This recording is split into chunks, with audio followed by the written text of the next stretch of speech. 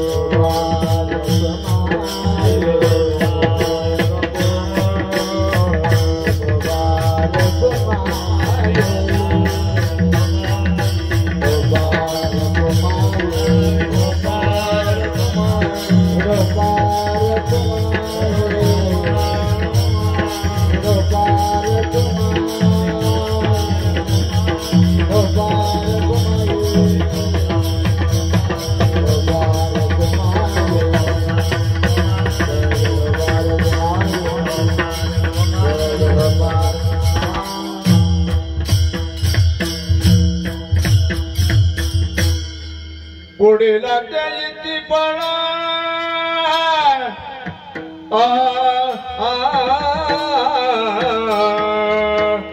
वडिलांच्या इच्छे फळ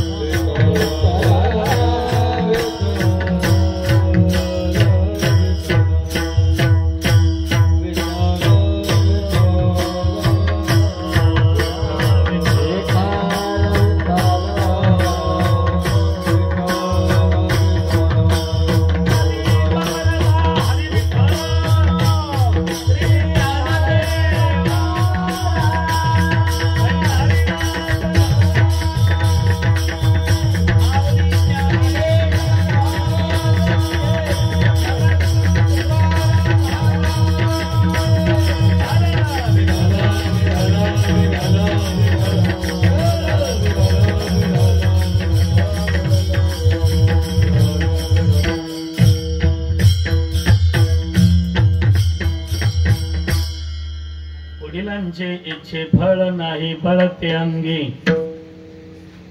संत गेले तया ठाया देवराया पाववी ज्येष्ठांची का आम्हा जोडी परवडी न लभो संत गेले तया ठाया देवराया पाववी तुका म्हणे करी कोड पूर्वी लाड आमचा संत गेले तया ठाया देवराया पाववी पांडुरंगा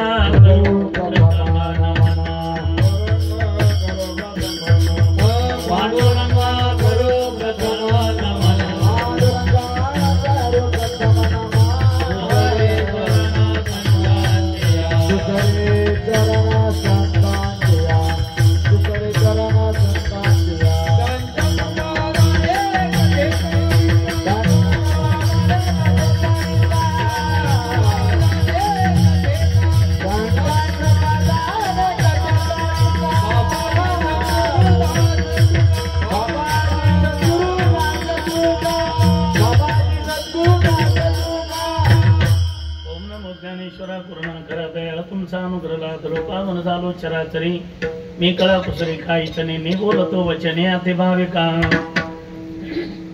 प्रथम मन करू गणनाथ उमा शंकराच्या सुता चरणावरी ठेवणी माता साष्टांगी आता दंड होता दुसरे मंदो शारदा चतुरा ननाच्या आत्मजा वाक्सिद्धी पाविजे सहजातीच्या चरण वजा दंड होता आता मंदो देव ब्राह्मण जैंचनी पुण्य पावन प्रसन्न होते श्रोते जन त्या माझे दंड होता आता बंधू साधू सज्जन नित्य हृदय हरीचे ध्यान वित्तरणा उच्चार जनतया माझे दंड होता आता नमरंग भूमिका कीर्तने उभय होते लोकाचाळ मृदंग श्रोते देखा तया माझे दंड होता ऐशेन मन करुणी सकळा हरिकथा बोली बोबड्या बोला ज्ञान म्हणून आपुल्या बाळा चालवे सकळा नामा मने विठ्ठल विठ्ठल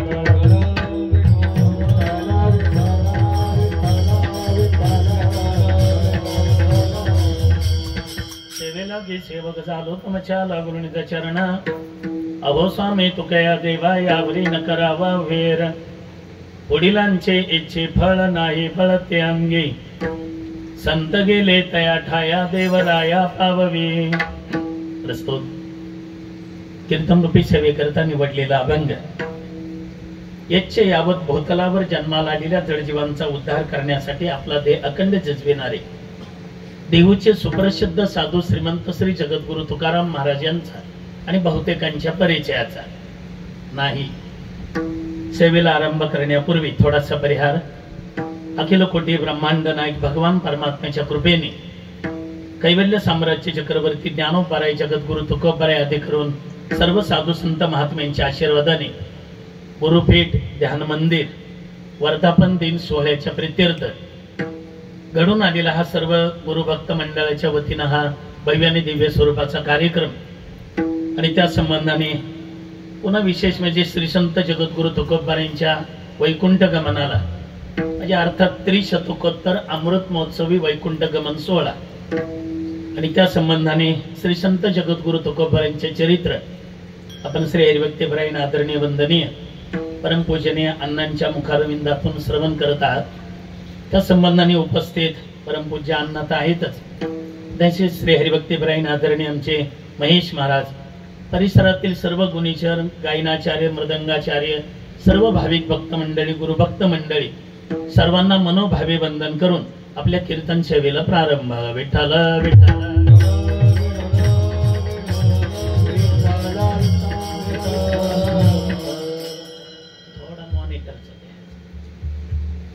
आपण जर विचार केला तर एक महत्त्वाची गोष्ट आपल्या लक्षामध्ये येईल की आजच्या अभंगामध्ये जगद्गुरु तुकोबाराय भगवंतासमोर प्रार्थना करतायत की आमच्या पुढे जी मंडळी गेलेली आहेत त्यांना आपण जे फळ दिलंय ते फळ आम्हाला मिळावं यासाठीची प्रार्थना आहे। परमार्थ आणि प्रपंच या दोन्हीचा जर विचार केला तर जिथं क्रिया पाहिली जाते तो प्रपंच आहे आणि क्रियेच्या पाठीमागचा हेतू पाहिला जातो, भावना पाहिली जाते त्याला परमार्थ। परमार्थामध्ये भावना महत्वाची, हेतू महत्वाचा आहे क्रियेपेक्षा। प्रपंचात क्रिया पाहिली जाते। चित्रकलेचा पेपर होता भावना आणि क्रिया सांगतोय. प्रपंचात क्रिया पाहिले जातील, परमार्थात भावना पाहिले जाते. चित्रकलेचा पेपर होता, पेपर मध्ये शिक्षकांनी प्रश्न दिला होता की बोगद्यातून येणारी रेल्वे काढा. विद्यार्थ्यांनी काळा खडू घेतला, डोंगर काढला, बोगदा काढला, ते गोल बोगद्याचं गेट काढलं, काळा कॅच पेन घेऊन त्याच्यातून 2 रेषा ओढल्या बाहेर, म्हणजे रेल्वे पटरी, रेल्वे रूळ काढला. आणि त्यांनी विचार केला 8:15 होत आले, रेल्वे काढा, इंजन काढा, ते डबे काढा, खिडक्या काढा, आत बसलेली माणसं काढा, ते चहा ऐकणारे ते काढावं लागतील ना सगळे. मग एवढा वेळ कुठे आहे आपल्याला? ते पोरग ढ होतं, पण ढ मधलं हुशार होतं. त्या मुलांनी काय केलं, भावना आणि क्रिया सांगतोय.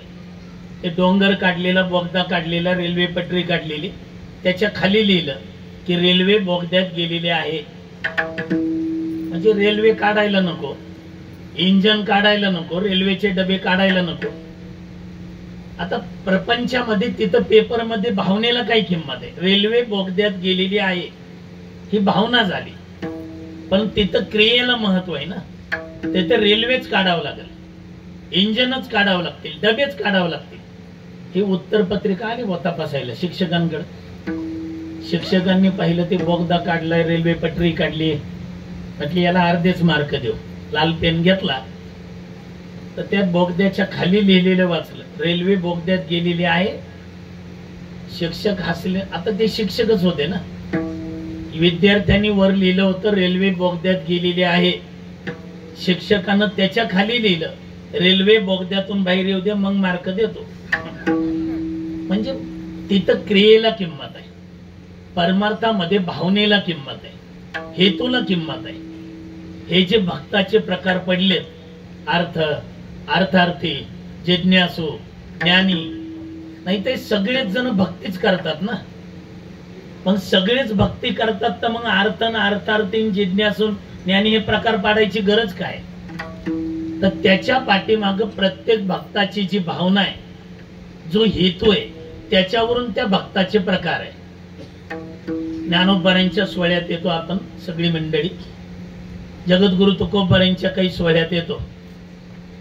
रस्त्याच्या कडेला ते पोते टाकून 2-4 नावी बसलेली असतात. कोण दाढी करतं, कोण डोकी करतं, कोण काय करतं. पण त्यातल्या एकाला सोनार म्हणावं लागेल का? एकाला चिंपी म्हणावं लागेल? 4ही जणाला नावीच म्हणावं लागेल, कारण 4ही जण डोकी करतात, दाढी करतात. मग हे 4ही जण भक्ती करतात, ते यांना अर्थ, कुणाला अर्थार्थीन, कुणाला जिज्ञासून, कुणाला ज्ञानी, हे प्रकार का पाडले? त्याचं उत्तर आहे, सगळेच जण भक्ती करतात, पण भक्तीच्या पाठीमागे प्रत्येकाचा हेतू वेगळा आहे.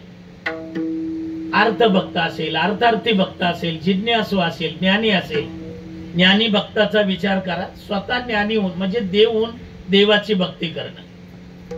अर्थार्थी भक्त त्याला त्याच्यावर ज्या वेळेला संकट येतं त्याच वेळेला तो देवाचा धावा करतो. अर्थभक्त असेल, अर्थार्थी असेल, जिज्ञासू असेल, त्याला काही ना काही त्याच्यातून जाणून घ्यायचं असतं. अर्थार्थी भक्तामध्ये बिभीषणाचा नंबर आहे, अर्थभक्तामध्ये द्रौपदीचा नंबर आहे. आपल्यावर संकट आलं की मगच देवाचा दावा केला जातो. बिभीषण अर्थार्थीमध्ये त्याला काही ना काही भगवंताकडून प्राप्त करून घ्यायचं होतं. हनुमंतराय उड्डाण करून आले सीता मातेचा शोध घेण्यासाठी. उड्डाण करून आले, लंकेतलं ते सगळं दृश्य पाहिलं. लंकेतलं, लंका निशिचर निकर निवासा, यहा कहा सज्जन कर बासा. तुळशीदासजी लिहितात, सगळे निशिचर राक्षसच आहेत. मग याच्यामध्ये ते दारात तुळशी वृंदावन पाहिलं, धनुष्यबाणाचं चित्र पाहिलं. हनुमंतराय म्हणतात, नक्की वारकऱ्याचं घर असावं. पूर्वीच्या काळामध्ये दारामध्ये तुळशी वृंदावन असेल तर नक्की आपण अंदाज काढायचो की वारकऱ्याचं घर आहे. पण आता नका डोकं लावू तसं. आता स्टाईलची फरशी लावलेलं तुळशी वृंदावन असतं, हिरवीगार तुळस असते, अंगणामध्ये तुळस असते, पण फ्रीज मध्ये कळलं तुम्हाला काय असतंय? तरी आपण वैष्णव म्हणतो. हनुमंतराय म्हणतात, हे रावणाचं तर नियोजन नसेल मला पकडायचं, बुद्धिमत्ता मोरिष्ठ. हनुमंतराय म्हटले उठल्यावर काय करतय ते पाहू आपण. ते बिभीषणाचंच घर होतं. बिभीषणानं प्रभू रामचंद्रजीची मूर्ती समोर ठेवली आणि बिभीषणानं भजन सुरू केलं. राम राम तेही सुमिरन केला. रामचंद्रजीचं भजन सुरू केलं. हनुमंतराय आतमध्ये आले, भजन रंगलं आणि भजन झाल्यावर बिभीषणानं प्रभूचं दर्शन घेतलं आणि मागं पाहिलं तर हनुमानजी होते. कोण आपण? तुम्ही कोण आहे? मी रावणाचा भाऊ विभीषण. रावणाचा भाऊ विभीषण आणल्या का तू भजन करतो? ते म्हटलं मग मी राम भक्त आहे. हनुमंतराय म्हटले बरं झालं आपल्या जातीचं एक का होईना भेटलं. जातीचं म्हणजे वैष्णवांच्या जातीचं. हनुमंतरायांना विचारलं आपण कोण? मी राम भक्त आहे. पवन सुत हनुमान. हनुमान शब्द ऐकला आणि बिभीषणांना हातातल्या चिपळ्या दिल्या टाकून कडकडून मिठी मारली. बस आज माझा विश्वास संपादन झाला की माझ्यावर भगवान प्रभू रामचंद्रजीची कृपा आहे. कारण माझ्या सारख्याला ब्रह्म मुहूर्तावर आपल्या सारख्या ब्रह्मचारी संताचं दर्शन झालं. धन्य आजी दिन संत दर्शनाचं. मग ते बसले, गप्पा सुरू झाल्या आणि मग त्यावेळेला सगळा इतिहास बिभीषणाला हनुमंतरायांनी सांगितला की रामचंद्रजीची पत्नी सीता मातेला रावणाने पळवून आणले. तिचा शोध घेत रामचंद्र लक्ष्मण येत होते. तिकडे सुग्रीवासोबत मैत्री झाली. वालीचा वध केला, राज्य सुग्रीवाला दिलं. बिभीषणजी सगळं ऐकत होते. म्हणजे वालीचा वध केला आणि राज्य सुग्रीवाला दिलं. बिभीषणजी म्हटले तसं रावणाचा वध करून प्रभूंनी जर राज्य मला दिलं तर? मनात इच्छा होती, धारणा होती. इकडे प्रभूच्या दर्शनाला आले. इकडे बिभीषणाच्या कंबरड्यात लात मारली. तो पक्ष सोडला आणि इकडच्या पक्षात आले. कुंभकर्ण एकनिष्ठ राहिला पक्षाशी. कुंभकर्णाला मारावं लागलं. बिभीषणानं बंडखोरी केली तर त्याला लंका मिळाली. तेव्हापासून बंडखोरी करणाराची मजा आहे. तेव्हापासून बिभीषणानं बंडखोरी केली. रामचंद्रजीच्या पार्टीमध्ये आले. आल्याबरोबर रामचंद्रजींनी जाणलं की याच्या मनामध्ये काय आहे. बिभीषणाला जवळ येऊ दिलं आणि आल्याबरोबर प्रभू रामचंद्र म्हटले आओ लंकेश. आओ लंकेश. बिभीषणाला तर करंटच बसला. मी त्याच इच्छेनं आलो होतो. लक्ष्मणजी म्हटले दादा अजून रावण मारायचा आहे. त्याला मारायच्या आधीच तुम्ही लंका यांना देऊन टाकली. उद्या जर रावण शरण आला तर त्याला काय देणार आहे? बिभीषण शरण आयो किया लंका दान, रावण शरण आयो करूंगा अयोध्या दान. मला याच्यातून हे सांगायचंय बिभीषणाला भगवंताकडून काही ना काही घ्यायचं होतं. अर्थार्थी भक्त आहे म्हणून भक्ती करत असताना त्याच्या पाठीमाग जो हेतू आहे, त्याच्या पाठीमाग जी भावना आहे, जी भावना असते त्याच्यावरून त्या भक्ताचे प्रकार पडतात. जगद्गुरु तुकोबाराय भगवंताची भक्ती करायचे. आजच आपण अण्णांच्या मुखातून ऐकलं. त्यांची सेवा काही कालची आजची नव्हती. 8 पिढ्याची अविरत परंपरा होती. तुका म्हणे देवा जुना कहे माझे देवा, जुना कहे माझे देवा, जुना कहे माझे देवा. तुका म्हणे देवा जुना कहे माझे देवा, जुना कहे माझे देवा, जुना कहे माझे देवा.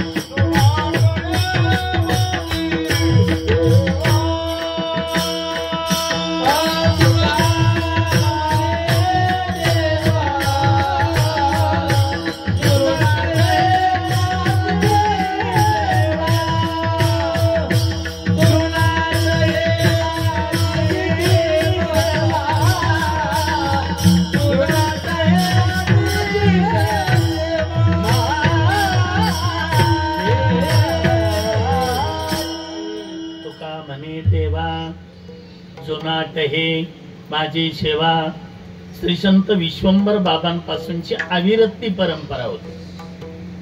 आपल्याला भक्ती का करावी, कशासाठी करावी कळत नसेल ना, परमार्थ का करावा कशासाठी करावा कळत नसेल तर आपल्या पुढे जी मंडळी गेले ना त्यांच्याकडे पाहून परमार्थ करावा.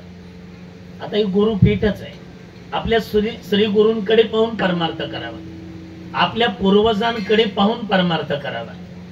पुढे गेले त्यांचा शोधेत मार्ग, पुढे गेले त्यांचा शोधेत मार्ग, पुढे गेले त्यांचा शोधेत मार्ग, पुढे गेले त्यांचा शोधेत मार्ग,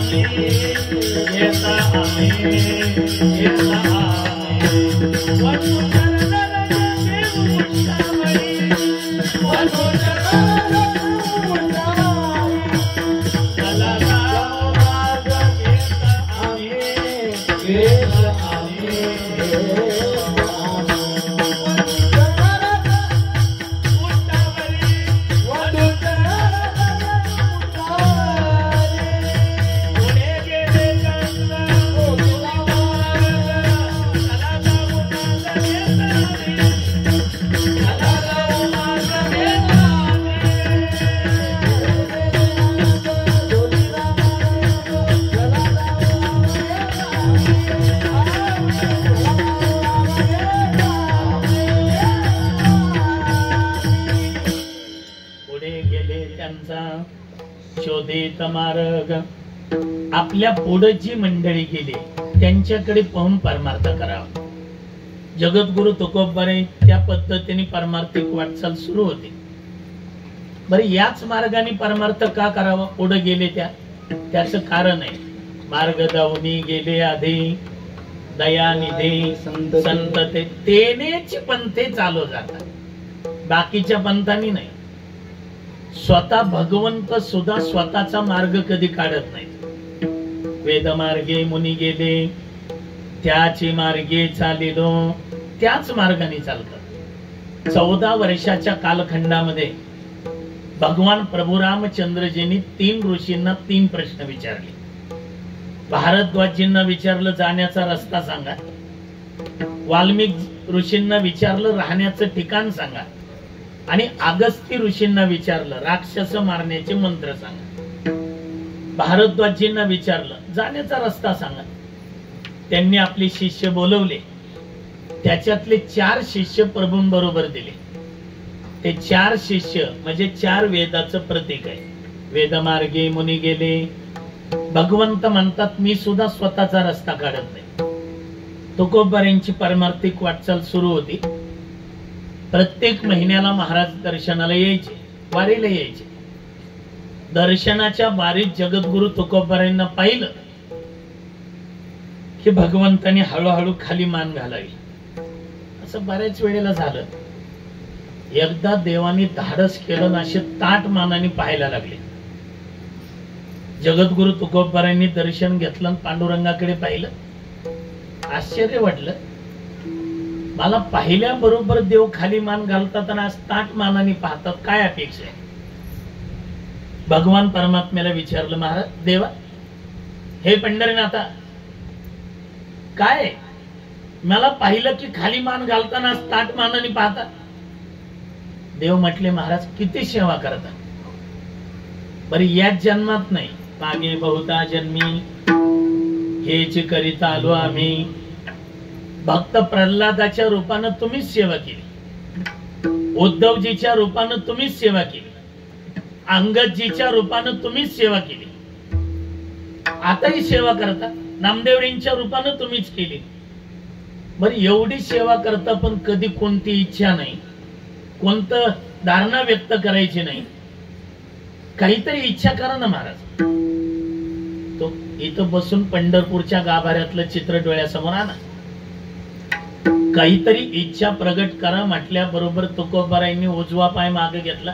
येऊ का देवा, येऊ का देवा म्हटल्यावर देवाला राग नाही घ्यायचा. देव म्हटले महाराज मी कोणाला बोलतोय, अहो तुम्हाला बोलतोय मी.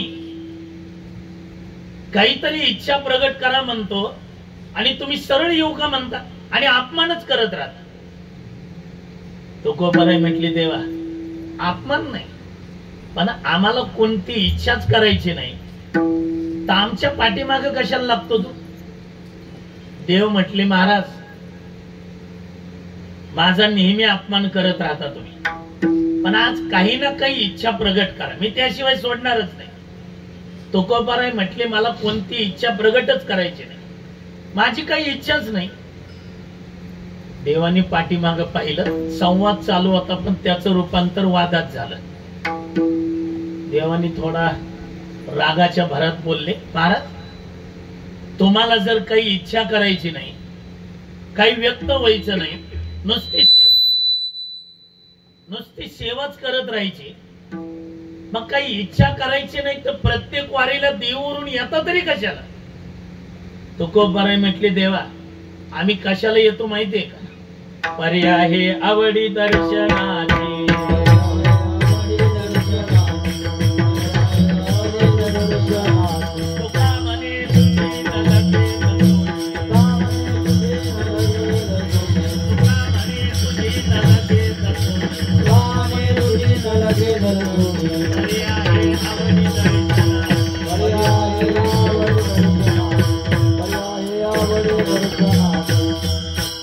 आम्हाला सुतोळीचा तुकडा नको तो, परी आहे आवडी दर्शनाची.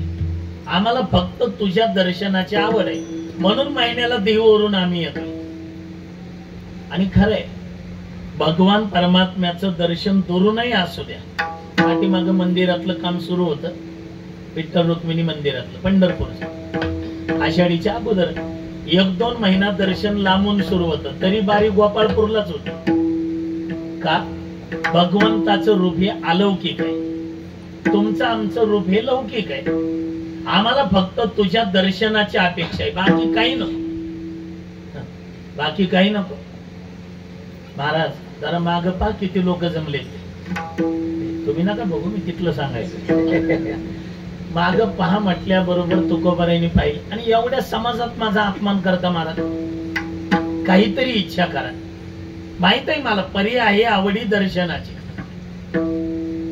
तुकोबाराय म्हटली देवा आमची इच्छा नाही काही व्यक्त करावी म्हणून, पण एवढ्या समाजात तुझा अपमान होऊ नये आणि आमच्याही पूर्वजांच्या बोलण्याला कुठं गालबोट लागू नये अशी माझी एकच इच्छा आहे. आमच्या पुढे जी मंडळी गेली आहेत ना त्यांना जे फळ तुम्ही दिलंय ते फळ आम्हाला द्या. पुढीलांची इच्छा फळ,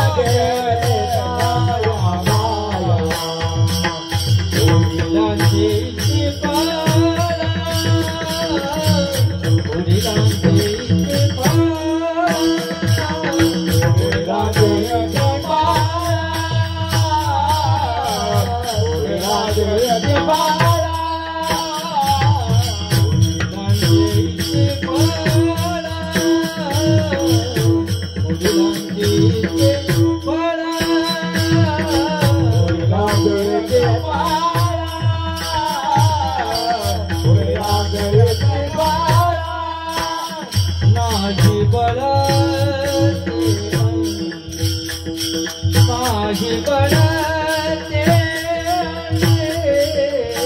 संतगिरी तया काया संतगिरी तया काया माही पडते माही पडते संतगिरी तया काया संतगिरी तया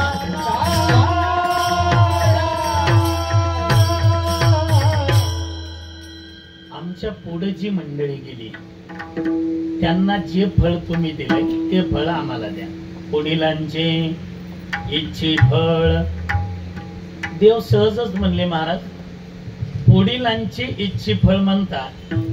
आपल्या पुढे ज्ञानोबाराय जगद्गुरु तुकोबाराय, तुकोबारायांच्या पुढे ज्ञानोबारायचे सद्गुरु निवृत्तीनाथ महाराज, शांती ब्रह्म एकनाथ महाराज. तुकोबाराय म्हणतात त्यांना जे फळ दिलंय ते फळ आम्हाला द्या.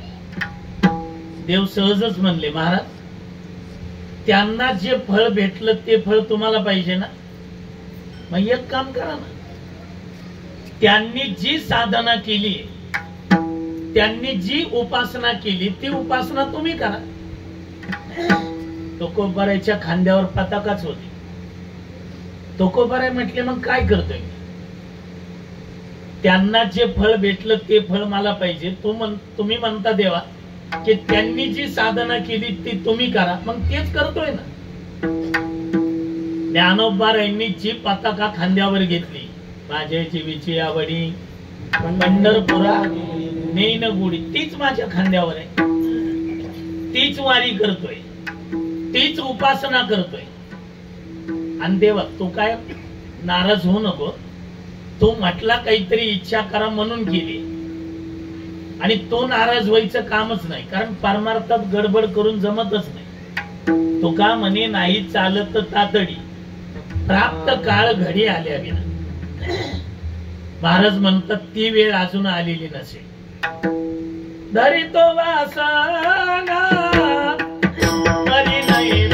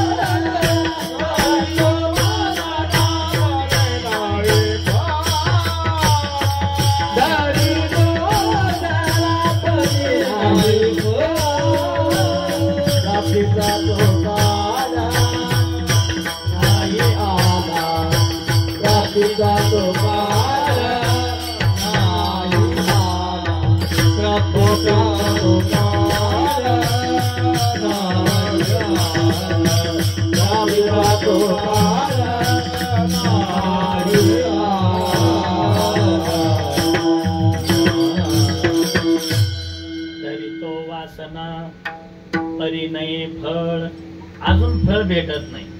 त्याचं कारण देवा प्राप्तीचा तो काळ नाही आला. बहुतेक तो काळ ती वेळ आलेली नसेल, तो काळ आलेला नसेल. मी तीच उपासना करतोय, तीच साधना करतोय. वडिलांची इच्छे फळ आपली सुद्धा साधना तीच चालू आहे, उपासना तीच चालू आहे. पहा तुम्ही आपणही अभंग तेच म्हणतो, तेच कीर्तन करणं चालू आहे. पण साधू संत महात्म्यांना आपल्या पूर्वजांना जे फळ भेटलं ते आपल्याला भेटतंय का? त्याचं कारण आहे महाराज म्हणतात नाही बळ ती अंगी. ते बळ त्यांनी ज्या बळानेही साधना केली त्या बळानं आपल्याकडून होत नाही. मी थोडं धाडस करून बोलतो, कारण इथं माझ्यापेक्षा ज्येष्ठ श्रेष्ठ मंडळी उपस्थित आहेत आणि त्याच्यामध्ये पुन्हा अण्णा खुर्चीवर बसून आहेत, तर नुसते बसून नाहीत, हातात काठी आहे आणि आम्हाला एक आदरयुक्त धाक अशा ज्येष्ठ मंडळींचा आहे. मी थोडं धाडस करून बोलतो. मला माहितीये कीर्तनात तुम्ही काही मला हात लावू शकत नाही महेश महाराज. कीर्तन झाल्यावर बघू खोलीत काय असेल ते. कीर्तनात तर तुम्ही काही करू शकत नाही, म्हणून थोडं धाडस करून बोलतो. जगद्गुरु तुकाराम महाराजांपेक्षा मोठा कीर्तनकार आहे मी. तुकाराम महाराजांपेक्षा. काय काय म्हणते थांब आता कीर्तन सुटू बघतो तुझ्याकडे. मी आधीच म्हणले पुन्हा बघू काय असेल, पण मी धाडस करून बोलतो. आधीच म्हणले. तुम्ही म्हणाल कस काय? जगद्गुरु तुकोबारायांचं कीर्तन करतानाचा फोटो आपण पाहिला असेल किंवा आदरणीय अण्णांच्या मुखातून पुढे आपण चरित्र भाग ऐकतायतच. चरित्र भागाचा जर ढांडोळा आपण घेतला तर तुकोबारायांची कीर्तन होऊन होऊन महेश महाराज किती गावला होत होते? आळंदी, पुणे, टाळगाव, चिखली, सुदुंबरे, लोहगाव, आणखीन 4-5 गाव, म्हणजे 10 ते 12, 15 गावला तुकोबारायांची कीर्तन होत असते. कीर्तन झाल्यावर माझी डायरी बघा तुम्ही. कमीत कमी 150 पावणे 200 गावला वर्षात फिरतो. हाय का नाही मोठा? एक मत का होईना भेटला आपल्याला. अजून ऐक, जगद्गुरु तुकोबारायांच्या कीर्तनामध्ये महाराजांना कीर्तन करतानाचा फोटो बऱ्याचशा घरामध्ये आपण पाहतो. त्याच्यामध्ये किती टाळकरी येतो? 14 टाळकरी. आज मोजाभर मला किती येते? तुकोबारायांना होता का असा मंडप? होती अशी साऊंड सर्व्हिस? आहे का नाही मोठा? होती का माझ्यासारखी 15-20 लाखाची गाडी? मी आधीच म्हणलंय धाडस करून बोलतो. आणि ऐका आमच्या गुरुवर यांचं वाक्य, वैकुंठवासी विठ्ठल बाबा घोले म्हणायचे, बुवा व्यवस्थेने आपण फार पुढे गेलोय पण अवस्थेने कशातच नाही. व्यवस्थेने पुढे गेलोय, अवस्थेने कुठे आहे? काय बळ होतं जगद्गुरु तुकोबारायांच्या कीर्तनामध्ये. जगद्गुरु तुकोबारायांचं कीर्तन सुरू होणार, एक टाळकरी आपलं टाळ घेतला खांद्यावर, निघाली कीर्तनाला. मी महाराजांच्या कीर्तनातलं बळ सांगतो. कीर्तनाला निघाले तर पत्नीनं घरातून आवाज दिला. म्हटलं कोण आहे? मीच आहे. काय? जाऊ नका कीर्तनाला. ते म्हटलं का? अहो पोरग तापाने फनफन करतय, ताप आली, मरणासक्त अवस्था झाली त्याची, दवाखान्यात न्या, गोळ्या औषध करा, इंजेक्शन काय असेल. मी म्हणते का तुम्हाला जाऊ नका? नंतर बरं आतापर्यंत म्हणले का तुम्हाला? हे म्हटले कीर्तनाला निघालेल्या माणसानी, वारीला निघालेल्या माणसानी, युद्धाला निघालेल्या माणसानी माघारी फिरायचं नाही. आम्हाला महाराजांनी सांगितलं. मी नाही थांबणार. आणि गेले कीर्तनाला. कीर्तनाला गेले आणि इकडं घडू नये ते झालं. ते पोरग जे होत तापाने फनफन करत ती गेलं ना, पोरग वारलं. कमी राग आला असेल का त्या मुलाच्या आईला? तिनं असं पदर घेतला, डाव्या बाजूला खवला, बांगड्या माग सारल्या, दात ओट खाल्ले. एका दर्शनाला जायचं लक्ष नाही का? ते मुलाच्या मान खाली हात घातला, मांडी खाली उचललं पोरग. असं कीर्तन रंगात आलेलं होतं. ताड ताड ताड कीर्तनात आले, टाकलं तुकोबारायांच्या समोर. महाराजांनी पाहिलं. काय झालं? काय झालंय? मेलय पोरग माझं. महाराज म्हटले मग इथं कशाला आम्ही? तुमच्या कीर्तनामुळे मेलय. तुकोबाराय म्हटले कीर्तनाचा मुलगा मरण्याचा काय संबंध? म्हणत होते यांना आजच्या दिवस जाऊ नका कीर्तनाला. ऐकलं नाही यांनी, दवाखान्यात नेलं नाही म्हणून मेलय. कीर्तनामुळे मेलय. कर्ण म्हणावं त्या काळ्याला पोरग जिवंत आलं. काळ्याला म्हणजे पांडुरंगाला. ते महिला मंडळी एकदा जर रागावलं तर कुणाला काय बोलत काही सांगता येत नाही. त्या देवाला बोलायला घाबरल्या नाही ना, आपल्याला बोलायला घाबरतेल का? कर म्हणाव त्याला जिवंत आता. तुकोबाराय म्हटले तू शांत राहतो. तुकोबारायांनी आपली मान वळवली पांडुरंगाच्या दिशेने आणि भगवान परमात्म्याला प्रार्थना केली, देवा टाळकरी असे कीर्तनाला आले आणि त्यांचे जर पोर गेले म्हणजे वारले मेले तर येतील काही उद्या कीर्तनाला? आणि तुम्हाला काय अशक्य आहे उद्या? अशक्य ते तुम्हाला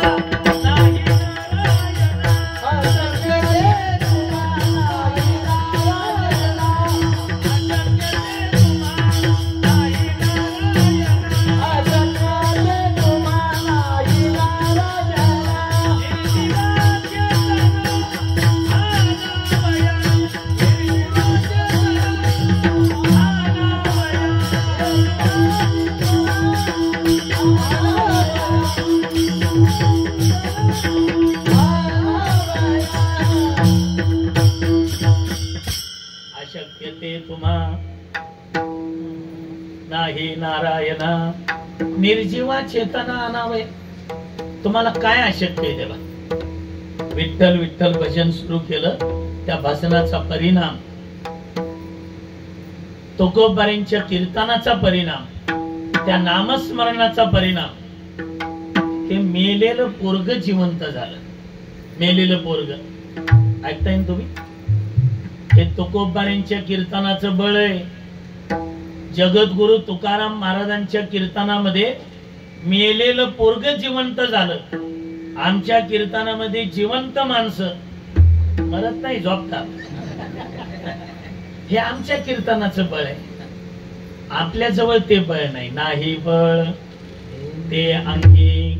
आणि कोणत्याही उपायाला कोणतंही बळ लागतं असं नाही.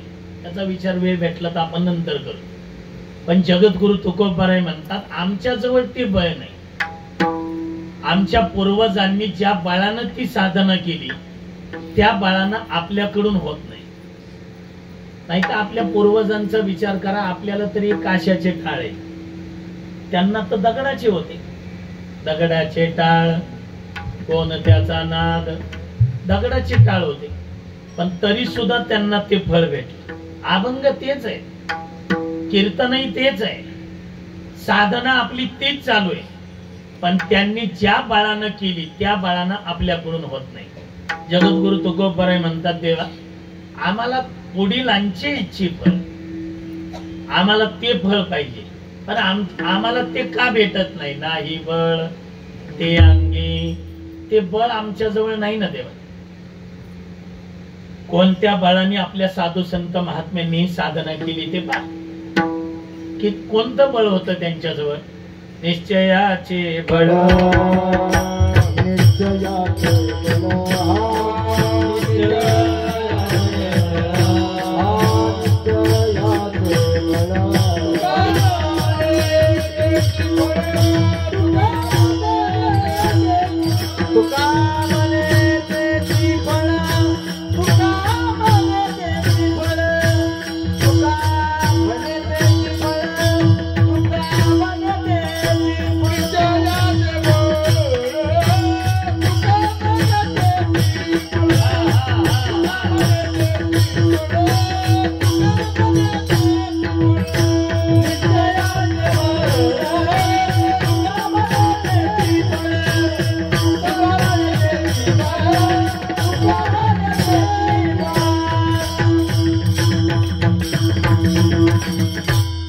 निश्चयाचे बळ त्यांच्याकडे हे बळ होतं. तुका म्हणे हेची फळ निश्चय करावा लागतो.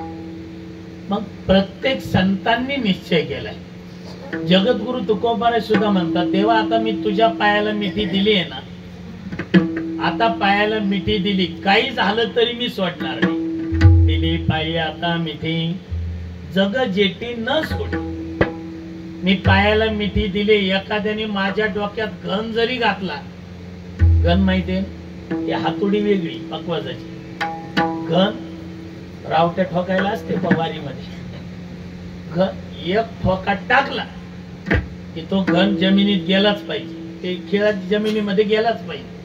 तुकोबाराय म्हणतात मी तुझ्या पायाला मिठी मारली. काय निश्चय होता? एखाद्याने डोक्यात घन जरी घातला तरी मी तुझे चरण सोडणार नाही. माझावरी घाली घन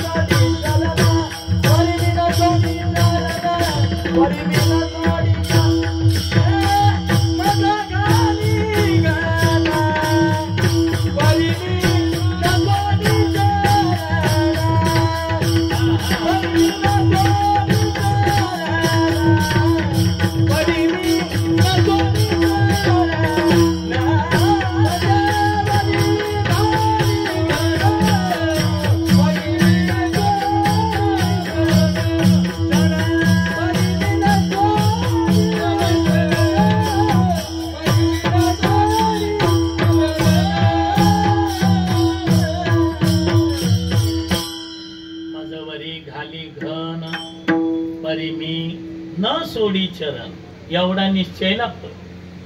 जगद्गुरु तुकोबारायांचा निश्चय पाहिला.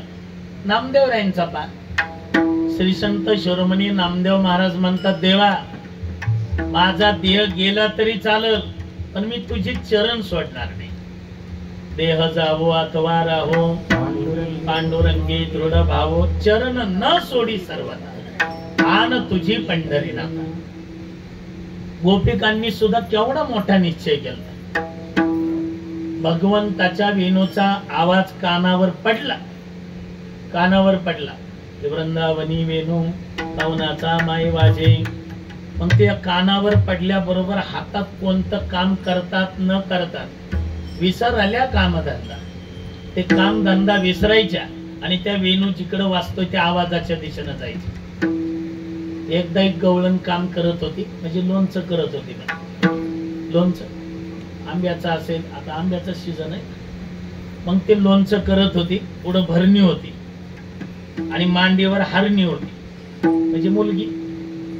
ते कानावर शब्द पडला भगवंताच्या वेणूचा. पडल्या बरोबर ते काय काम करते काय नाही ते सगळं विसरली. पण एवढं तिच्या थोडंफार लक्षात होतं की माझ्या समोर भरणी आणि मांडीवर हरणी. मग तिकडं जायचंय. हे भरणी उचलायची वर शिंक्यावर ठेवायची. तिनं भरणी नाही उचलली, हरणीच उचलली आणि शिंक्यावर ठेवली, भरणी कडेला घेतली, निघाली. काय निश्चय होता पहा ना तुम्ही. सगळ्या गवळणी त्या दिशेनं आल्या. भगवंत म्हणतात, ह्या सगळ्या खरोखरच माझ्यावर प्रेम करतात, त्यांची परीक्षाच घेऊ आपण. निश्चय पा. भगवंतानी काय केलं, ते बासरी वाजवत होते. आवाजाच्या दिशेनं गोपिका आल्या आणि भगवंत तिथं नावाड्याच्या रूपामध्ये नाव घेऊन उपस्थित राहिले. त्या गवळणी आल्या. त्या नावाड्याला विचारायला लागल्या, ए नावाड्या, इथं आता भगवान श्रीकृष्ण परमात्मा आले होते ना? ते म्हटले, ते काय पलीकडे, तिकडे तो वेणू वाजतोय, आम्हाला नेतो. बसा ना मग, मी कशासाठी. त्या सगळ्या गवळणी नावेमध्ये बसल्या. सध्या 75च्या पुढच्याला फुकट तिकीट झाल्यापासून एसटी मध्ये बसायला कशी गर्दी असते, वारीला आता सध्या गर्दीच चालू. घेर टाकायला जागा नाही ड्रायव्हरला. तशा घाई गडबडीनं सगळ्या गोपिका आतमध्ये बसले. भगवंत म्हटले, यांची परीक्षाच पाहिजे आपल्याला. पहिला वल्ला मारला, असे 5-7 फूट नाव गेले असेल. नाव गेल्याबरोबर भगवंतानी काय केलं, आपलं वजन होतं ते नावेत असं टाकलं. नाव लागली ना बुडायला. गोपिका म्हटल्या, नावाड्या, अरे काय झालंय? ते म्हटलं, काही नाही, मी बघितलंच नाही तुम्ही एवढ्या जणी बसल्यात. ते एवढ्या जणी बसतात का नावेमध्ये? ते म्हटले, तुला आता दिसलं काय? नावाड्याच्या रूपातले भगवंत म्हटले, हो, पण एक करा, तुमच्या जवळ हे दही दूध तूप लोणी आहे ना, हे माठ भरलेले आहे ना, याचं ओझं जास्त झालंय नावेला, ते फेकून द्या. गोपिका म्हटले, हे जर फेकून दिलं तर भगवंताची बे. लगेच गोपिकांनी कसलाच विचार केला नाही. त्या हातात जे माठ होते ते सगळे त्या यमुनेच्या डोहात दिलं फेकून. ते सगळं फेकून दिलं. पुन्हा थोडी नाव पुढे गेली. पुन्हा भगवंतानी पुन्हा ताकद लावली. पुन्हा नाव बुडायला लागली. आता काय झालं रे? आता काय झालं म्हटल्याबरोबर भगवंत म्हटले, गोपिकांनो, काय देवाला भेटायला जायचंय? मला वाटलं होतं दह्या दुधाचंच वजन झालंय. म्हटले, मग हे तुमच्या अंगावरचे दागिने आहेत ना, त्या दागिन्याचं ओझं झालंय. गोपिका म्हटलं, दागिन्याचं ओझं? म्हटले, हो, दागिन्याचं ओझं. आता काय करावं लागेल? ते सगळे दागिने फेकून द्यावे लागते. गोपिका मनात नाही म्हणल्या की आता 95,000वर गेले, असं नाही म्हटलं. गोपिका म्हटल्या, हे जर फेकून दिलं तर लगेच भेट. लगेच भेट म्हटल्या बरोबर ते सगळे दागिने होते ते सगळे फेकून दिले. भगवंत म्हटले, हे घटक चाचणीत पास झाल्या, सामायिक परीक्षेत पास झाल्या, आता पुढच्या परीक्षेत पास होतात का भाऊ आपण? पुन्हा थोडी 7-8-10 फूट नाव पुढे गेली. पुन्हा भगवंतानी ताकद लावली. आपलं वजन होतं ते नावेत टाकलं. आता काय झालं नावाने? तो म्हटला दही दूध तूप लोणी फेकून दे, फेकून दिलं. दागिने फेकून द्या, फेकून दिलं. आता कशाचं ओझं झालं? त्यावेळेला भगवंत नावाड्याच्या रूपातले म्हटले, गोपिकांनो काय एवढी केस वाढवतात का? एवढी वेणी वाढवतात का? त्या वेणीचं ओझं झालंय. प्रत्येकीने आपली वेणी पाहिली. मग देव पाहिजे का? म्हटले मग कशासाठी एवढा कुटाणा केलाय? हे केसाचं ओझं झालंय. गोपिका म्हटले केसाचं? हो, केसाचं ओझं झालंय. मग आता काय करावं लागेल? ते केस उपटून तुम्हाला फेकून द्यावे लागते. गोपिका म्हटले हे केलं लगेच देव. गोपिकांनी ते आपले केस जे होते ते फेकले त्या नावेतून खाली. भगवंत म्हटले दुसऱ्या घटक चाचणीतही पास झाले. आता शेवटची वार्षिक परीक्षा अगदी जवळ आला होता काळ. भगवंतांनी पुन्हा ताकद लावली. आता काय झालं रे? त्यावेळेला भगवंत म्हटले गोपिकांनो, मला वाटलं होतं दह्या दुधाचं वजन झालंय, दागिन्याचं वजन झालंय, केसाचं वजन झालंय. खरं सांगू तुम्हाला, तुमचंच वजन झालंय नावेला. गोपिका म्हटली मग आता काय करावं लागेल? तुमच्यातल्या एका गोपिकेनी जर नावेतून खाली उडी मारली तर बाकीच्या सर्वांना देव भेटल. गोपिका म्हटल्या मी उडी टाकल्याने, मी जीव दिल्याने जर सर्वांना देव भेटत असेल तर सगळ्याच गोपिका उड्या मारायला तयार झाल्या. सगळ्याच गोपिका. भगवंताच्या ते लक्षात आलं. भगवंतानी नावाड्याचं रूप टाकलं आणि आपलं स्वतःच जे भगवंताचं रूप होतं ते रूप प्रगट केलं. गोपिका म्हटलं कुठे कृष्ण? त्या भगवंताजवळच्या बसलेल्या गोपिका होत्या. त्या गोपिका म्हटल्या इकडं तिकडं नका बघू, हे नावाड्याच भगवान कृष्ण आहे. आणि मग माग बसलेली गोपिकेला राग आला होता. ती म्हणली किसन्या तूच होता वय रे? मला याच्यातून हा भाव सांगायचा आहे. भगवंत तसा भेटायला रिकामा नाहीच. गोपिकांच्या त्यागाकडे थोडं लक्ष द्या. गोपिकांनी पहिल्यांदा अर्थाचा त्याग केला. दही दूध लोणी विकून दिलं. ते विकून त्यांना पैसेच भेटणार होते. गळ्यात मोठमोठे दागिने होते, ते दागिने पैसेच होते ना. पहिल्यांदा अर्थाचा त्याग केला. गोपिकांनी अर्थाचा त्याग केला यात नवल नाही. स्त्रियांचं सौंदर्य म्हणजे केस आहे, म्हणजे अर्थाचा त्याग केला, सौंदर्याचा त्याग केला. एवढंच नाही, गोपिका देह त्याग करायला तयार झाल्या देवासाठी. तेव्हा देव भेटलाय. देह समर्पिजे देवा. देह समर्पित करावा लागतो. बार काहीच न घ्यावा. म्हणून देह जावं अथवा राहो, तुकोबाराय म्हणतात माझ्या डोक्यात गण घालू द्या, एवढा निश्चय लागतो. मग आपला तेवढा निश्चय आहे का? तेवढ्या बाळाने आपली पारमार्थिक वाटचाल चालू आहे का? आणि हे तपासण्यासाठी हे गुरुपीठ आहे. हे काही कोणतं मंदिर नाही. गुरुपीठ या पीठाला नावच दिलेलं आहे. आपल्या भागातली आज पहा तुम्ही, लहान लहान मुलापासून वयस्कर मंडळी सुद्धा टाळ घेऊन उभे. अगदी 7-8 वर्षाचा मुलगा असेल तो, पण काही संस्कार आहेत पहा ना तुम्ही. हे संस्कार इथं लागतात.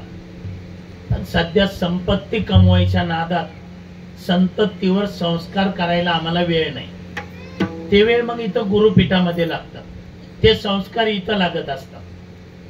मग त्यांनी ज्या बाळानं साधना केली त्या बाळानं आपण केली पाहिजे. तुकोबाराय म्हणतात नाही बळ ते अंगी. ते बळ आमच्या जवळ नाही. तुकाराम महाराज, तुमचे आता 20 मिनिट शिल्लक आहे. मग जरा लवकर सांगा ना थोडं. तुमच्या जे समोर गेलेली मंडळी, कैवल्य साम्राज्य चक्रवर्ती ज्ञानोबाराय, सद्गुरू निवृत्तीनाथ महाराज, त्यांना काही एक फळ भेटलेलं नाही. त्यांना अनेक फळ भेटले. त्यातलं तुम्हाला नेमकं कोणतं पाहिजे? संत गेले दया दया. संत गेले दया दया. संत गेले दया दया. संत गेले दया दया.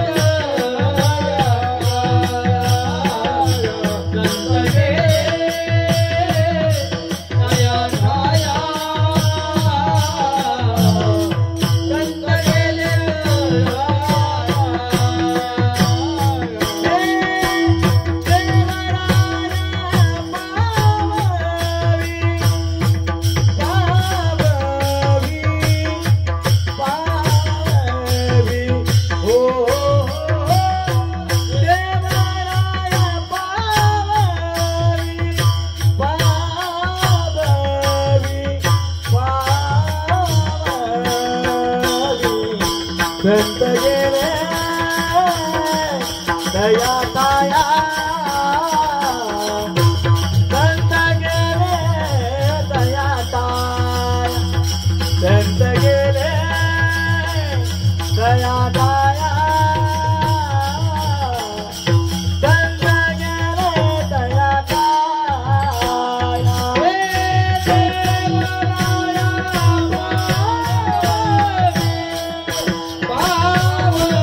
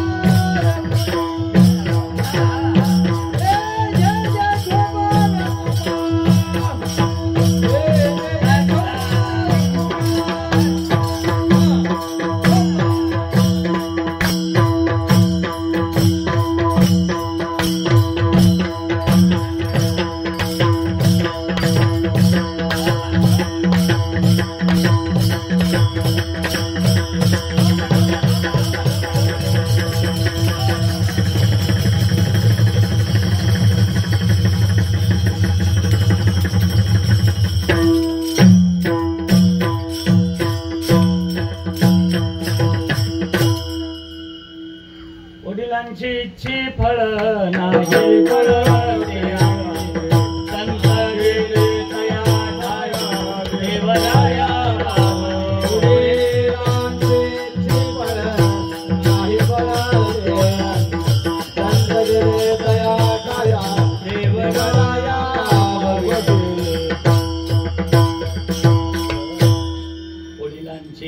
फळ नाही बळ ते अंगी.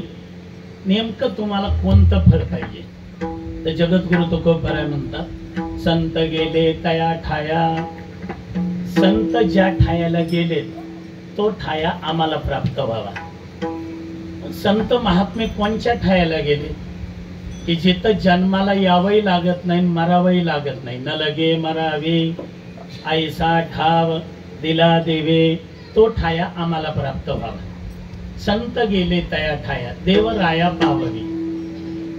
आमची जी पुढची मंडळी आहे वडीलधारी मंडळी भगवान परमात्म्याला प्रार्थना करते जगद्गुरु तुकोबराय की त्यांना हे फळ आपण दिले ते फळ आम्हाला का भेटत नाही? पुढच्या चरणात देशाची कामादोडी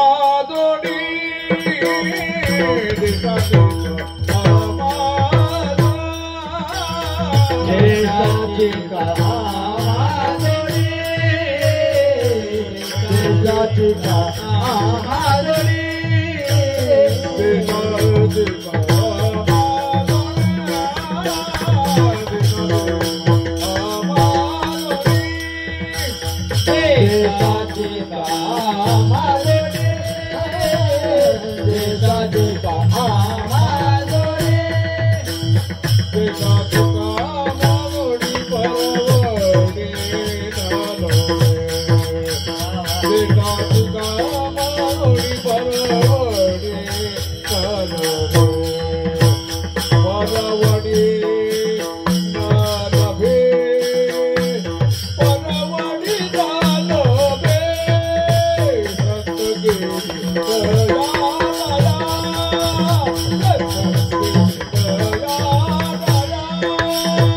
देशाची कामादोडी परवडे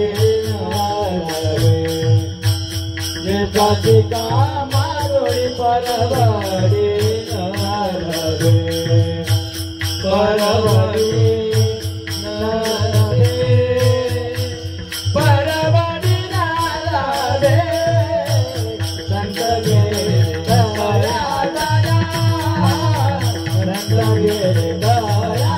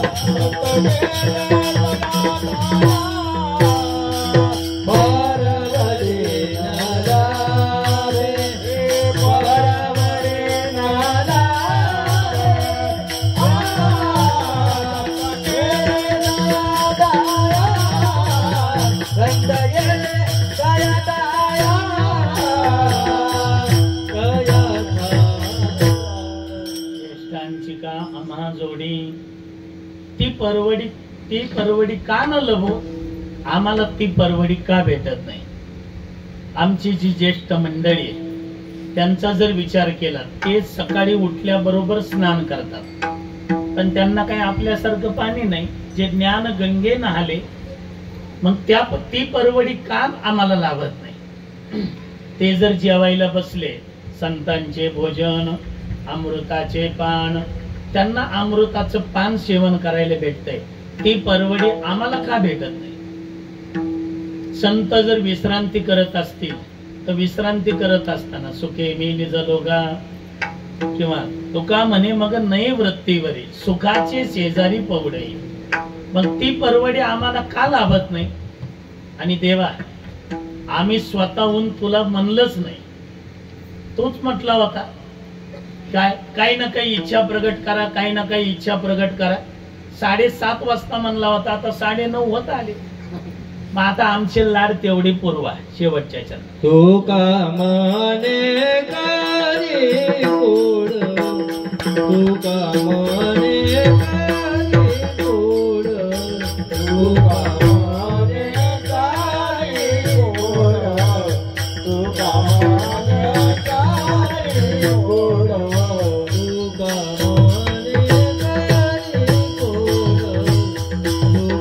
माने करी गोड, तू का माने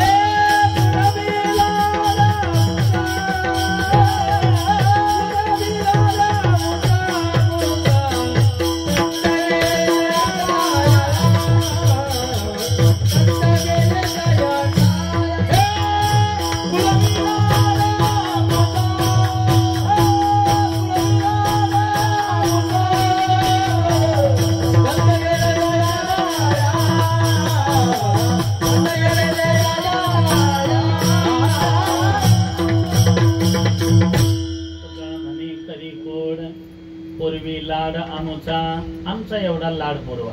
संत गेले तया ठाया देवराया पाववे. आनंद वाटला. गेल्या 5-6 वर्षापूर्वी एकदा आलो होतो. निळोपारायणचा गाथापारायण सोहळा होता. त्याच्यानंतर या वर्षी हा येण्याचा योग आलाय. नाही, सगळी परमार्थिक वाटचाल. मगाशीच सांगितलं की गुरु हा संत कुळीचा राजा, गुरु हा प्राण विसावा माझा, गुरुविन देव तुझा पाहता नाही त्रैलोक्य. महाराज म्हणतात ना, गुरु आणि देव जर समोर आले, एकदाच आपल्या घरी आले, तर आधी नमस्कार कोणाला करावा? माझं वाटते सद्गुरु थोर आहे. महाराज म्हणतात मला तरी वाटतं सद्गुरु थोर आहेत, का त्यांच्यामुळं तर भगवंत भेटतो. म्हणून असं हे गुरुपीठ आहे. बरेचसे लोक भेटतात आम्हाला आषाढी कार्तिकीला, तुरळक काहीतरी एखादा तरी भेटतोच. ते म्हणतात महाराज गुरु का घटस्फोट होता है क्या? ते का लग्नाची भानगड आहे का? गुरु का घटस्फोट. लेकिन गुरु का घटस्फोट करने की जरूरत क्यों पड़ी? बोले हमारे गुरु बहुत लोभी लगते हैं.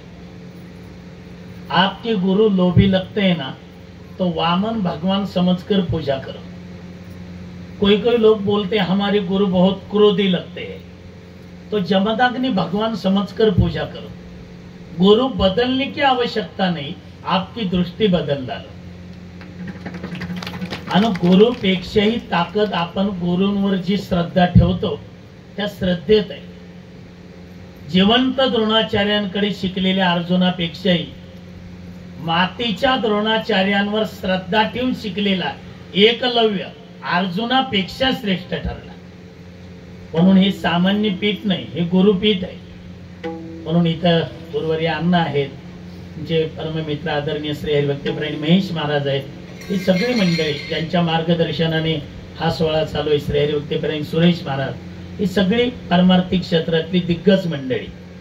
आणि आपला सर्वांच्या चरणी एकच प्रार्थना आहे, ही मुलं असे लहान आहेत तोपर्यंत त्यांच्या गळ्यात माळ घाला, वारकरी संप्रदायाचे पाईक बनवा, गुरूंकडून त्यांच्या गळ्यात माळ घाला. नाही तर सध्या आपणही टीव्हीवर पाहतोय, बातम्यामध्ये ऐकतोय, पेपरला वाचतोय, कीर्तनात सांगायला जीभ उचलत नाही एवढ्या पुढच्या थराला गेले सध्या वातावरण. एवढ्या पुढच्या थराला सध्या सासऱ्याला सून कळत नाही, भावाला बहीण कळत नाही, बापाला लेक कळून एवढ्या पुढे गेले. काय घडलं कोपर्डीला आपण पाहिलंय, काय घडलं बदलापूरला. हातात लेकरू बसत नाही, तसल्या लेकरावर अत्याचार आणि अनाचार, बलात्कार. काय घडलं परवा स्वारगेटला. म्हणून याच्यातून वाचायचं असेल आणि सध्याची घडतंय त्याचं एकमेव कारण म्हणजे सध्याचं खाणं आणि सध्याचं पिणं आहे. आपलं खाणं जे चालू आहे, आम्ही कीर्तन झाल्यानंतर प्रवास करतो, रात्री प्रवास करताना पाहतो तर एखाद्या मोठ्या धाब्यावरून, हॉटेलवरून मोटरसायकली निघतात. एखाद्याची पार्टी असते, कोणाचा वाढदिवस असतो, आणि पार्टी काही घरी थोडीच करतात, धाब्यावर नाही तर हॉटेलवर. आणि तिथं काही गुळाची पोळी, तिळाची पोळी असते. कोंबडे खायचे, बोकडं खायचे, बिअरच्या बाटल्या प्यायच्या. आणि मग ते एकदा का चढली की मग सगळी मोटरसायकलवर बसतात, दोघं तिघं, काही मोटरसायकलवर चौघ चढल्यावर काय असते, त्यातल्या दोघाचं तोंड पुढं होतं आणि दोघाचं माग. फॅशन आहे ना. आमच्या पुढे त्यांची रेस लागलेली होती, कोण आधी गावात जाते. ती गाडी पळत होती, ड्रायव्हरला म्हणलं तू सावकाश जाऊ दे. त्या दोघाचं तोंड इकडं होतं, दोघाचं तोंड पुढं होतं, पण मी ते पुढचे दोघं पाहिलेच नाही. मी म्हणलं ह्याचं हँडल कुठे. आमचा ड्रायव्हर म्हटलं महाराज फॅशन आहे ते पुढच्या दोघाकडे. गावचा फाटा गेलेला कळत नाही, रस्ता गेलेला कळत नाही. हे असे हायवे रोड झालेले. मागच्याला जरा कमी चढली होती, त्यांनी हॉर्न वाजवला आणि जोरात आवाज दिला, अरे गाव गेलं. हवा अशी येत होती, गाडी पळत होती, त्याला ऐकू आलं गाव आलं म्हणणं. आणि ह्याला वाटलं मागचं ओव्हरटॅक करून पुढे जाईल, एकदम हँडल वळवलं. ते दोघं जे होते ना माग तोंड करून बसलेले, ते तर फेकलेच गेले. त्या दोघांनी हँडल धरलेलं, मोटरसायकल राहील का जागेवर. हे दोघांनी हँडल धरलेलं, दोघं झाडाला धडकले, डोकं दगडावर आपटलं, रक्त जाग्यावर मारायला लागली पोरं. तुमच्या झाल्या पार्ट्या, तुमचं झालं पिणं, पण इकडं माता भगिनीचे लागले ना कपाळ पांढरे व्हायला.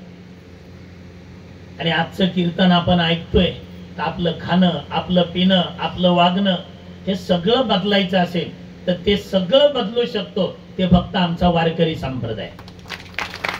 एकमेव संप्रदाय आजही हत्तीच्या मस्तकाप्रमाणे चालतोय. आजही विज्ञान किती पुढे जाऊ दे, लोक म्हणतात महाराज काय होतंय विठ्ठल विठ्ठल केल्याने, रामकृष्ण हरी म्हणले. काय होतही नाही, काय होत नाही ते सांगा. काय नोहे केले एका चिंतिता विठ्ठले. आपण EBP माझाला वगैरे माग पाहिलं असेल. सध्या अटॅकचे प्रमाण एवढे वाढले तर विज्ञानानं सुद्धा मान्य केले, आपल्याला जर अटॅक येऊ नये वाटत असेल, सकाळी उठल्याबरोबर 5 ते 10 मिनिट श्री विठ्ठल विठ्ठल विठ्ठल म्हणून टाळी वाजवून म्हणा. त्यांना अटॅक येत नाही ही ताकद आपल्या विठ्ठल नामात आहे. विज्ञान किती जरी पुढे गेलं, किती विज्ञान लईच पुढे गेलं तर का लसी निघल्या नव्हत्या मग कोरोनामध्ये. का चुकीचे औषध देऊन माणसं मेली गेली. मग कोणा सांगितलं त्यांनी की हे औषध देऊ नका, हे इंजेक्शन देऊ नका म्हणून. विज्ञान किती जरी पुढे गेलं, लोक म्हणतात महाराज एवढं पुढे गेलंय. अहो शुगर फॅक्टरी तिकडनं ऊस टाकला की पलीकडे साखर पडते, ऊस घातल्यावरच पडते ना. एरण किंवा शेवरी घाला बरं त्याच्यात, नाही ते इडी बाबळ पडती का साखर बघ. विज्ञान युगामध्ये शुगर फॅक्टरी मध्ये इकडून ऊस घातला तर ती प्रक्रिया होऊन पलीकडे पोत्यात साखर पडते. त्याच्याही पेक्षा आमच्या ज्ञानोपाराय तुकोपारायांचा कारखाना श्रेष्ठ आहे. का? इकडनं दुर्जन घाला, पलीकडे सज्जनच बाहेर पडला पाहिजे. आणा किती दुर्जन इकडे आणा, तो सज्ज या 3-4 दिवसात अण्णांचे प्रवचन ऐकून, रोजची कीर्तन ऐकून, या वातावरणामध्ये काल्याच्या दिवशी आदरणीय महेश महाराजांकडून माळ घातलीच पाहिजे. तो इथं सज्जन होऊन जातो. आणि हे करण्यासाठी संप्रदाय वाढविले सुख भक्तिभाव धर्म कुळाचारी नाम विठोबाचे. मगाशीच अण्णांनी प्रवचनामध्ये सांगितलं की आम्ही शासनाला आता हे सांगणार आहे की संत भूमीमध्ये आपलं स्वागत आहे म्हणून. आम्ही आता बसणार आहे आषाढी कार्तिकीला, आम्ही काही मंडळी बसतो त्यावेळेला ठरवतो की आता शासनाला हे निवेदन द्यायचंय, ते करायचंय. आम्ही आता माझं एक असं म्हणणं आहे की आता शासनाला असं निवेदन दिलं पाहिजे की सध्या हिंदूंचा धर्मग्रंथ सध्या कोर्टात आहे, श्रीमद भगवत गीता. तिथं हात ठेवून म्हणावं लागतं सच बोलूंगा, खरं बोलेल, खोटं बोलणारच नाही. बोलतो सगळं खोटच. शासनाला आता ही विनंती करावं लागणार आहे, तेवढी कोर्टातली श्रीमद भगवत गीता उचला आणि 5वी ते 12वी पर्यंत पाठ्यपुस्तकात द्या. तुम्हाला कोर्टात गीता ठेवावी लागणार नाही. ही ताकद आपल्या वाङ्मयामध्ये, ही ताकद आपल्या संप्रदायामध्ये. सध्या आपण संध्याकाळी सगळे एकत्र जेवतोय. पूर्वी एकत्र जेवलं जायचं पण नामस्मरण करत, एकमेकाशी बोलत. सध्या आम्ही एकत्र जेवतो संध्याकाळी पण टीव्हीच्या समोर बसलेला असतो, कोण कोणाला बोलत नाही. आणि काय मालिका चालू आहेत सध्या? रामायण आहे का, कृष्णा मालिका आहे का, काय चालू आहे? सध्याच्या मालिका तुम्हाला जास्त विस्ताराने सांगायची गरज नाही. राहायचं एका सोबत, बोलायचं दुसऱ्या सोबत, फिरायचं तिसऱ्या सोबत, वागायचं चौथ्या सोबत. आणि तसल्या मालिका बघत जेवण केल्यावर ते परिणाम त्या अन्नावर होतात, त्या अन्नाचे परिणाम रक्तावर होतात, त्या रक्ताचे परिणाम मनावर होतात. म्हणून सध्या ही धिंगाणा चालू आहे. विज्ञान सुद्धा कबूल केलंय त्यांनी सुद्धा. हे सध्या जे मांसाहार केला जातोय ना, हे बोकडं जी खाल्ली जातात, ते बोकड जर जन्माला आलं बोकड तर 287 तासानंतर त्या बोकडाला त्याची आई कळत नाही म्हणे. काय बोलायचंय तुम्हाला कळालंय? त्या बोकडाला त्याची बहीण कळत नाही. 287 तासानंतर जन्माला आल्यानंतर अवघ्या 287 तासात त्या बोकडाला जर त्याची आईन बहीण कळत नसेल तर त्या बोकडाचा मांस खाल्ल्यावर ह्यांना आया बहिणी कळतील वय? का लागलं हे वातावरण सध्या घडायला? म्हणून मुलं लहान आहेत तोपर्यंत माळ घाला. माळ घातल्यानंतर ती माळ त्याला सांगेल कुठं उभं राहायचं, ती माळ त्याला सांगेल काय खायचं, ती माळ त्याला सांगेल कसं वागायचं. आणि ते व्यसन मुक्ती आमच्यात आहे, भ्रष्टाचार निर्मूलन आमच्यात आहे. एवढंच नाही, ही चारित्र्य संपन्न पिढी निर्माण करण्याचं चालतं बोलतं विद्यापीठ म्हणजे वारकरी संप्रदायातली कथा कीर्तन. कायदे किती कडक निघू द्या, कायदा नाही करू शकत, ते आमचं संत वाङ्मय करू शकते. आणि याच्यासाठी हा उत्सव आहे, ह्याच्यासाठी श्री गुरुपीठ आहे, ह्याच्यासाठी संप्रदाय आहे. म्हणून आपल्यात तर बदल झालेलाच आहे. पण आपली मुलं असतील, नातू असतील, आम्ही लहान लहान होतो त्यावेळेला आमच्या आजीनं आम्हाला दिव्या जळू घेऊन बसायचं. आम्ही 3 भाऊ आहे. माझ्याकडे रोज रामायणाचा एक अध्याय होता. 2 नंबर भावाकडे नाथ समाधीचा एक अभंग आणि 3 नंबर भावाकडे हरिपाठ. गुरुवारी ढोक महाराजांचं मार्गदर्शन नंतर लाभलं मला, पण रामायण काय हे मला बालपणात आमच्या आजीनं कळवून दिलं. आज इथं एवढ्या माता भगिनी बसल्यात, आजी आई साहेब बसल्यात. आपण किती माता माऊल्या आपल्या नातवाला नातीला दिव्या जवळ घेऊन बसतोय, शुभम करोती, पसायदान, हरिपाठ, ज्ञानोबाराय तुकोबारायचे अभंग, चरित्र शिकवतोय, सांगा ना. म्हणून लहान आहे तोपर्यंत संपत्ती जरूर मिळवा, पण संततीवर संस्कार करायला कधी विसरू नका. आणि आपण जर ते विसरलो तर येणारा कालखंड आपल्या दृष्टीने धोक्याचा आहे. राहतील मंदिर, राहतील का मंदिराला कळस? राहील काय माता भगिनींच्या कपाळाला कोण? मगाशी अण्णांचं प्रवचन झाल्याबरोबर आपले धर्मवीर संभाजीराजे, हा तोच मास आहे नाही, बलिदान मास. केवढ्या धर्मनिष्ठा होत्या पहा ना. तुम्हाला कोणताच महाराज सांगणार नाही पिक्चर बघा म्हणून, पण मी तुमची क्षमा मागून सांगतो, तुम्ही तर पहा, पण सगळ्या कुटुंबाला घेऊन पहा. तो म्हणजे सध्याचा छावा धर्मवीर संभाजीराजांबद्दल. अंगावर शहारे उभे राहते, रक्त तापते दादा. काय हे धर्मनिष्ठा जपण्यासाठी आपल्या पूर्वजांनी काय केले? हा संप्रदायाचं हे वैभव स्वरूप आपल्याला दिसत असेल, पण हे स्वरूप प्राप्त येण्यासाठी देवोनिय जीव वडिली साधेला आठा. आपल्या सर्वांच्या पूर्वजांनी हे जतन करण्यासाठी जीव दिलाय, तेव्हा आपल्याला गुलाबजामुन खायला भेटायले. त्यांना तर नीट अन्न खायला भेटलं नाही. पाळीला विधी तो आजी फळाल. त्यांनी विधी पाळले, त्यांनी नियम पाळले, त्याचं फळ मात्र आपल्याला भेटतंय सध्या.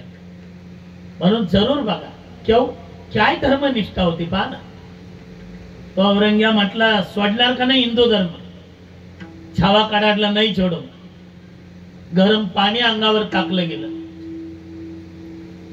उकडलेलं बटाटा असतं ते बटाटा सोलावं, तशी शंभूराजांच्या अंगाची कातडी सोलून काढली होती.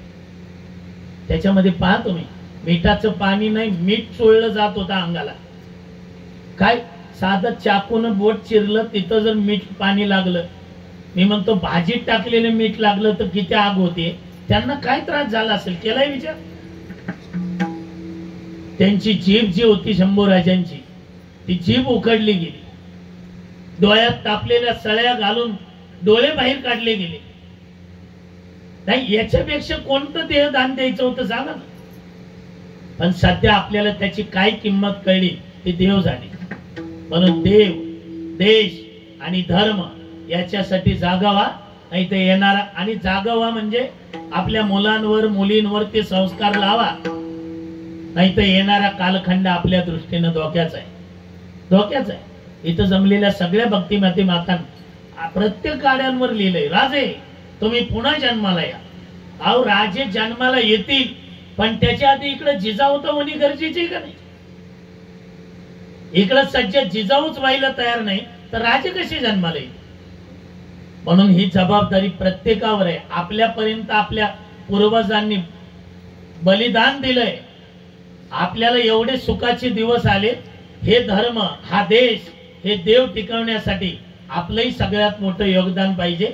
आपण ती प्रार्थना गुरुदेवांकडे करायची की आमच्या पूर्वजांना जे फळ तुम्ही दिले, पुढीलांची इच्छी फळ नाही बळते अंगी, संत गेले तया ठाया, देवराया पाववी. ज्ञानेश्वर माऊली ज्ञानराज माऊली ज्ञानेश्वर माऊली ज्ञानराज ज्ञानेश्वर माऊली ज्ञानराज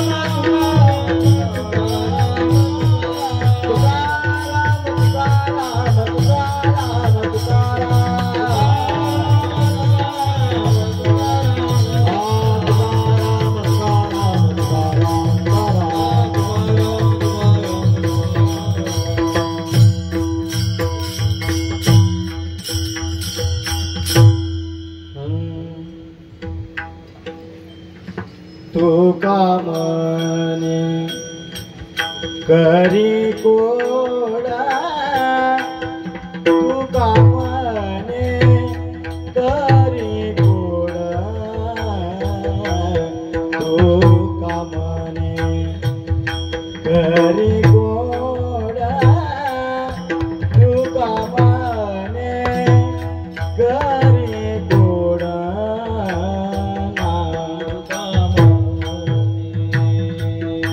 हरी बोल तुका